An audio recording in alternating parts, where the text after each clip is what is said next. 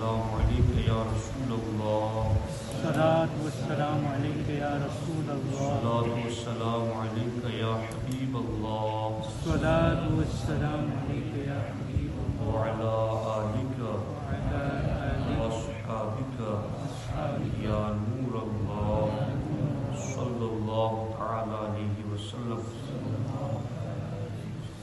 دوستان محترم، ہمارے آقا علیہ الصلوۃ والسلام اس زمین پر اللہ کی طرف سے بھیجے جانے والے نبیوں میں سب سے آخری نبی ہیں۔ ہمارے آقا علیہ الصلوۃ والسلام کے بعد اب کوئی نیا نبی پیدا ہونے والا نہیں ہے۔ اس دین کے بعد اب کوئی دوسرا دین آنے والا نہیں ہے۔ اس لیے اللہ تبارک و تعالی نے قیامت تک کے لیے بندوں کو جس قدر ہدایت کی ضرورت تھی، اللہ نے وہ ساری ہدایت اپنے محبوب کو عطا فرمائی۔ یعنی ایک بات بھی اللہ نے ایسی باقی نہیں رہنے دی کہ وہ قیامت سے ایک دن پہلے جس کو ہدایت کی ضرورت ہو اور اس کو ایک بات کی ضرورت ہو اور وہ رہ گئی ہو، ایسا ہوا نہیں ہے۔ قیامت تک جو کچھ بھی بندوں کو جتنی ہدایت کی ضرورت تھی، اللہ نے وہ ساری ہدایت اپنے محبوب کو عطا فرمائی، اور سرکار دو عالم صلی اللہ علیہ وسلم نے بھی اللہ کی عطا کردہ ہدایت میں سے جس کی امت کو ضرورت تھی اس میں سے ایک بات بھی چھپا کر نہیں رکھی۔ سرکار سب کچھ بتا کر کے گئے۔ اسی لیے ہمارے آقا علیہ الصلوۃ والسلام نے جب حجۃ الوداع ادا فرمایا، سرکار نے زندگی میں ایک ہی حج ادا فرمایا اور وہی حجۃ الوداع، تو اس میں 1,00,000 سے زیادہ صحابہ کرام حضور کے ساتھ حج میں موجود تھے۔ سرکار دو عالم صلی اللہ علیہ وسلم نے اس وقت سارے صحابہ کرام سے خطاب کرتے ہوئے ارشاد فرمایا، میرے صحابہ، کیا میں نے تم تک اللہ کا دین پہنچا دیا؟ تو سارے صحابہ نے بیک زبان کہا، ادیت و نصحت یا رسول اللہ صلی اللہ علیہ وسلم، حضور آپ نے اللہ کا پیغام پہنچانے کا حق ادا کر دیا۔ اب سرکار نے 3 مرتبہ شہادت کی انگلی اٹھا کر کہا، اے اللہ گواہ ہو جا، میں نے تیرا پیغام تیرے بندوں تک پہنچا دیا۔ اب سرکار نے ایک جملہ فرمایا، فَلْيُبَلِّغُ الشَّاهِدُ الْغَائِبُ، اے میرے صحابہ، اللہ کا پیغام تم تک پہنچانا میری ذمہ داری تھی، اب جو کچھ اللہ کا اور میرا پیغام میں نے تم تک پہنچایا، آگے قیامت تک امت تک پہنچانا یہ تمہاری ذمہ داری ہے۔ صحابہ کرام نے بھی پھر اس ذمہ داری میں کوئی کمی نہیں رہ گئی۔ اب یہ اصل بات ہے جہاں میں پہنچ گیا کہ صحابہ کرام انصار و مہاجرین ہو یا اہل بیت اطہار ہو، ہم تک قرآن اور سنت کا جو بھی پیغام پہنچا ان دونوں واسطوں ہی سے پہنچا، یا تو صحابہ کے ذریعہ پہنچا یا اہل بیت اطہار کے ذریعہ پہنچا۔ یہی 2 ذریعے ہیں جن کے ذریعہ ہم تک قرآن بھی پہنچا، سنت بھی پہنچی اور باقی پورا دین پہنچا۔ تو یہ گروہ صحابہ کرام کا، اہل بیت اطہار کا ایسا گروہ ہے کہ اللہ نے قرآن میں فرمایا وَيُزَكِّيهِمْ، کہ میرے محبوب نے قرآن کی آیتیں پڑھ کر کے ہر صحابی کے باطن کو پاک اور صاف کر دیا۔ سبحان اللہ۔ کوئی صحابی گنہگار نہیں، اور یہی اہل بیت اطہار کے بارے میں، اور ان میں سے کسی ایک کو بھی گنہگار ماننا، فاسق ماننا، یہ پورے دین کی بنیاد کو ڈھا دینے کے برابر ہے۔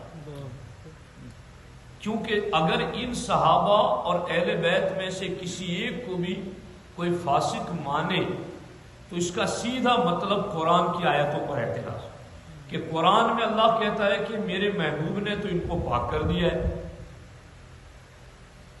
اور معاذ اللہ رب العالمین یہ پاک نہ ہوئے تو سیدھا قرآن پر اعتراض. اور قرآن میں بے شمار مقامات پر رب نے فرمایا جیسے وَكُلًّا وَعَدَ اللَّهُ الْحُسْنَى، سارے صحابہ سے اللہ نے جنت کا وعدہ فرما لیا. رضی اللہ عنہم ورضوا عنہ، سارے صحابہ سے اللہ راضی اور وہ اللہ سے راضی.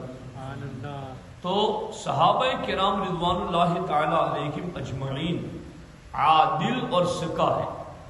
ہمارے نبی علیہ السلام نے فرمایا، اور یہ اصول ہے الصحابۃ کلہم عدول، کہ جتنے بھی صحابہ ہیں وہ سارے کے سارے عادل اور انصاف کرنے والے.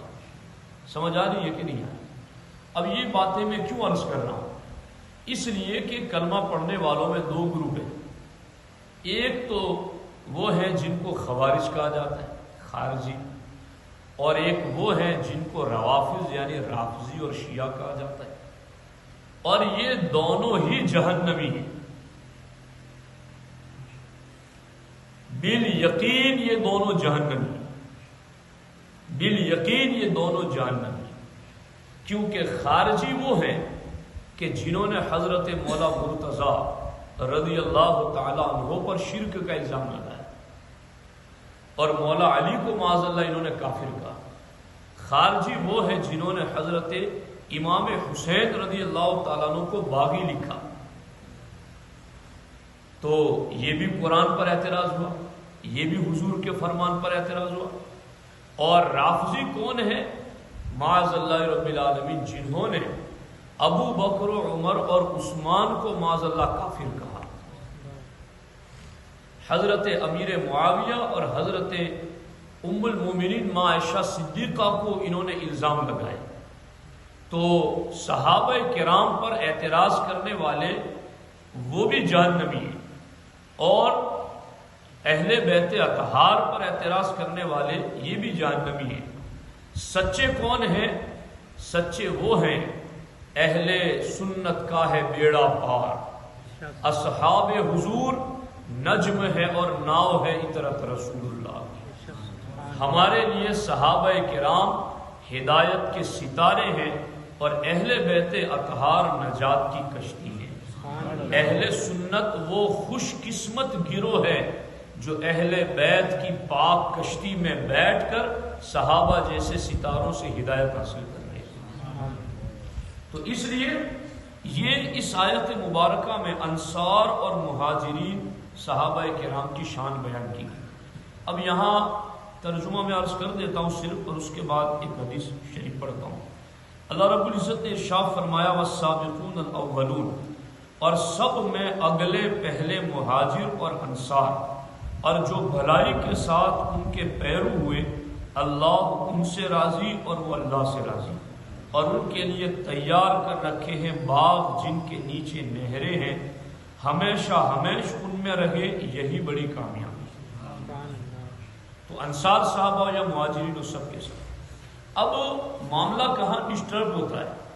معاملہ وہاں ڈسٹرب ہوتا ہے کہ رافضی جو ہے نا، شیعہ، وہ یہ کہتے ہیں کہ مولا مرتضیٰ رضی اللہ تعالیٰ عنہ کا پہلی خلافت کا حق تھا، اور معاذ اللہ سارے صحابہ نے اہل بیت پر ظلم کرتے ہوئے ابو بکر صدیق کو پہلا خلیفہ بنا دیا. اب سرکار تو ادھر یہ فرماتے ہیں کہ سارے صحابہ اللہ فرماتا ہے جنتی ہے، ساروں سے اللہ راضی ہے، اور ان کا جو فیصلہ ہے وہ حق ہے.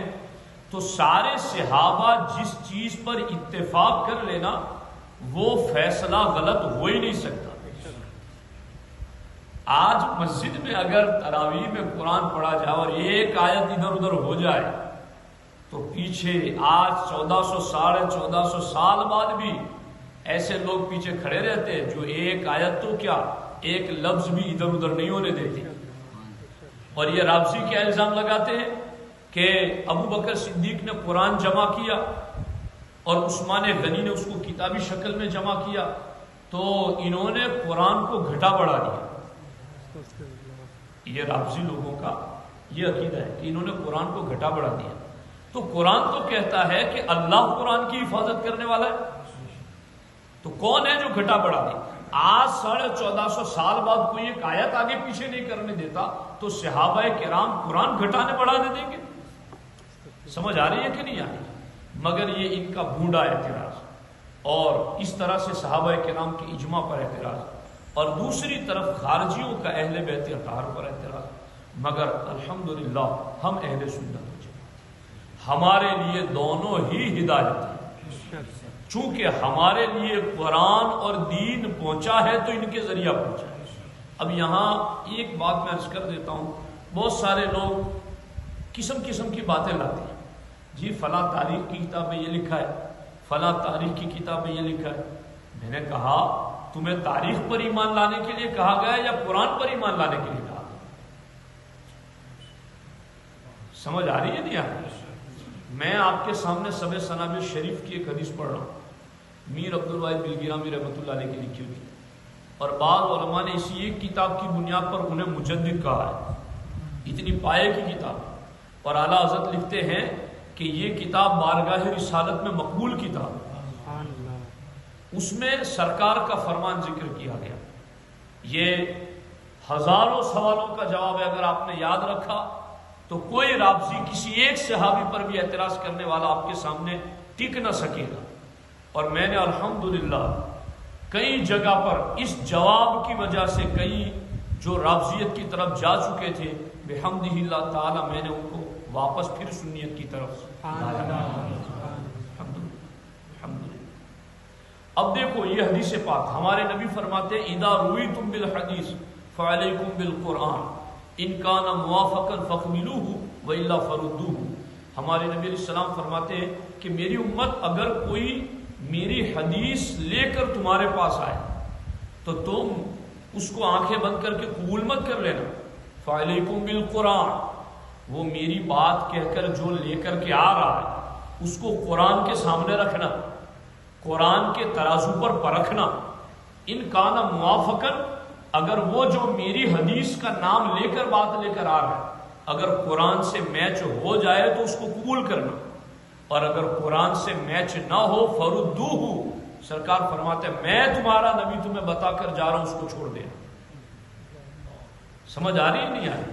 اب ایک طرف کہا جا رہا ہے کہ ابو بکر صدیق نے معاذ اللہ ظلم کیا، عمر نے ظلم کیا، عثمان غنی نے ظلم کیا۔ اب ایک تاریخ میں کہیں لکھا ہوا ہوگا دور، مگر قرآن کیا کہتا ہے کہ سب سے بڑا متقی اگر امت میں کوئی ہے تو وہ ابو بکر صدیق ہے۔ جی قرآن کیا کہتا ہے؟ اے نبی آپ کے لیے اللہ کافی ہے اور عمر کافی ہے۔ جی عثمان کے بارے میں کیا کہتے ہیں؟ سرکار فرماتے ہیں میری 100 بیٹیاں بھی ہوتی اور یک کے بعد دیگر عثمان کے نکاح میں انتقال کرتی، میں اپنی 100 بیٹیاں ان کے نکاح میں دے دیتا۔ جی تو ایک طرف قرآن اور حدیث یہ کہہ رہا ہے اور دوسری طرف تاریخ یہ کہہ رہی ہے، تو تاریخ کا ٹکراؤ سرکار فرماتے حدیث کے ساتھ ہو تو تمہیں تاریخ کو، سرکار نے فرمایا کہ میرا فرمان میری حدیث کا ٹکراؤ اگر قرآن کے ساتھ ہو تو تمہیں میری حدیث چھوڑ دینا ہے۔ تو جب تاریخ کا ٹکراؤ قرآن کے ساتھ ہوگا تو اس تاریخ کو کیسے مانا جائے گا؟ اس تاریخ کو چھوڑا جائے گا اور قرآن کو مانا جائے گا، چونکہ تاریخ ہمیشہ بادشاہوں کے دباؤ میں لکھی جاتی ہے، جس دور میں جو بادشاہ تھا اس کے مناصب اور مناقب میں لکھی گئی تاریخی، مگر قرآن تو ہر دور میں یہی رہا، قرآن کا ایک زبر زیر بھی نہ بدلا جا سکا۔ تو اس لیے اب کوئی بھی آپ کے سامنے تاریخ لے کر آئے، تبری میں یہ لکھا ہے، ابن خلدون میں یہ لکھا ہے، فلاں میں یہ لکھا ہے، فلاں میں یہ لکھا ہے، ان ساروں سے کہو کہ تو تاریخ مانے گا یا قرآن مانے گا؟ قرآن کیا کہتا ہے؟ قرآن کہتا ہے والذین تبوؤا الدار والایمان، سارے صحابہ وہ ہیں جنہوں نے ایمان کو اپنا گھر بنا لیا۔ قرآن کیا کہتا ہے؟ ولکن اللہ حبب الیکم الایمان وزینہ فی قلوبکم، اللہ تعالیٰ فرماتا ہے ہم نے سارے صحابہ کے دلوں میں ایمان کو سجا دیا ہے، وکرہ الیکم الکفر والفسوق والعصیان، اور ان صحابہ میں سے ہر ایک کے دل سے ہم نے کفر بھی دور کر دیا، فسق بھی دور کر دیا، گناہ بھی دور کر دیا۔ قرآن تو کہتا ہے گناہ دور کر دیا، اب اگر کوئی کہیں لکھے کہ انہوں نے گناہ کیا، ہم وہ نہیں مانیں گے، ہم قرآن مانیں گے، اس لیے کہ ہمیں قرآن پر ایمان لانے کا حکم دیا گیا۔ تو دوستان محترم، اب میں بس ایک آخری بات، اگر صحابہ کرام میں سے یہ اعتراض مان لیا جائے کہ معاذ اللہ مولا علی کا پہلا خلافت کا حق تھا اور سارے صحابہ نے مل کر ابو بکر صدیق کو پہلا خلیفہ بنا دیا، تو اگر یہ بات مان لی جائے تو پھر اعتراض کیا ہوگا؟ اعتراض یہ ہوگا کہ حضور کے دنیا سے جاتے ہی سارے صحابہ نے پہلا ہی فیصلہ کیا، غلط فیصلہ کیا، تو جن کا پہلا فیصلہ غلط ہے ان کا جمع کیا ہوا قرآن کیسے صحیح، ان کا پہنچایا ہوا دین کیسے صحیح؟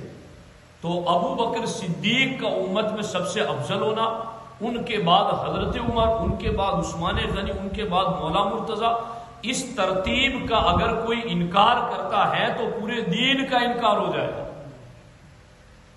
سمجھ آ رہی ہے کہ نہیں آ رہی؟ اسی لیے یہ میں اخیر میں ایک بات عرض کر دیتا ہوں اور اس پر کبھی گفتگو کروں گا، چونکہ یہ مسجد بھی چشتیہ اشرفیہ ہے اور بفضل تعالیٰ میں بھی اشرفی سلسلے کا غلام ہوں۔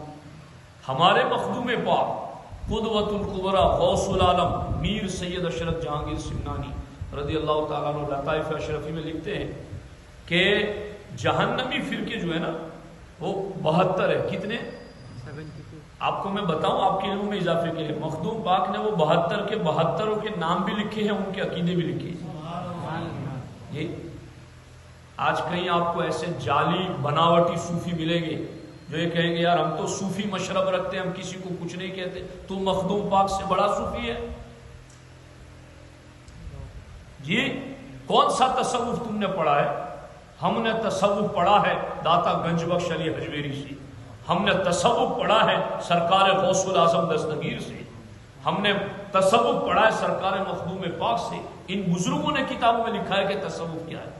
مخدوم پاک نے 72 کے 72 جہنمی فرقوں کے نام بھی لکھے، ان کے عقیدے بھی لکھے۔ ان میں سرکار مخدوم پاک رضی اللہ تعالیٰ عنہ نے جو بنیادی طور پر مخدوم پاک نے 6 فرقے گنوائے اور 6 فرقوں میں سے ہر ایک کی 12 شاخیں، تو 12 چھنگ 72، تو 6 بنیادی لکھے اور پھر 6 میں سے ہر ایک کی 12 شاخیں، تو کتنے ہوئے؟ گणت بہت اچھا لگ رہا ہے آپ لوگوں کو، 12 چھنگ 72، تو 72 کے 72 کے نام لکھے مخدوم پاک۔ اور مخدوم پاک نے رافضیوں کے جو 12 فرقے لکھے نا، ان میں 10ویں نمبر پر مخدوم پاک نے لکھا جو لوگ حضرت عائشہ صدیقہ پر اعتراض کرتے، جو لوگ حضرت امیر معاویہ پر اعتراض کرتے، سرکار مخدوم پاک کہتے ہیں وہ سنی نہیں، وہ رافضیوں کا 10واں فرقہ لائنیہ ہے۔ سمجھ آ رہی؟ اس لیے ہمارے لیے سارے صحابہ کرام اہل بیت اطہار سب کے سب ہدایت کے نمائندے ہیں، ان میں سے کسی ایک کی بھی عظمت کا انکار کرنا یا اپنے آپ کو دین سے دور کرنا ہے۔ اللہ کریم کی بارگاہ میں دعا ہے رب ذوالجلال ہمیں صحابہ و اہل بیت کے طریقے پر اور نقش قدم پر چلنے کی توفیق عطا فرمائے۔ بسم اللہ الرحمن الرحیم، اللہم صلی وسلم وبارک علی سیدنا و مولانا محمد و آلہ وصحبہ وبارک وسلم۔ اللہم ربنا آتنا فی الدنیا حسنہ وفی الآخرۃ حسنہ وقنا عذاب النار۔ اللہم رب اغفر لی ولوالدی وللمؤمنین یوم یقوم الحساب۔ ان اللہ وملائکتہ یصلون علی النبی یا ایھا الذین آمنوا صلوا علیہ وسلموا تسلیما۔ اللہم صل علی سیدنا و مولانا محمد وآلہ وصحبہ وبارک وسلم۔ وفوض امری الی اللہ ان اللہ بصیر بالعباد۔ صلی اللہ تعالی علی خیر خلقہ وعلی آلہ وصحبہ اجمعین برحمتہ یا ارحم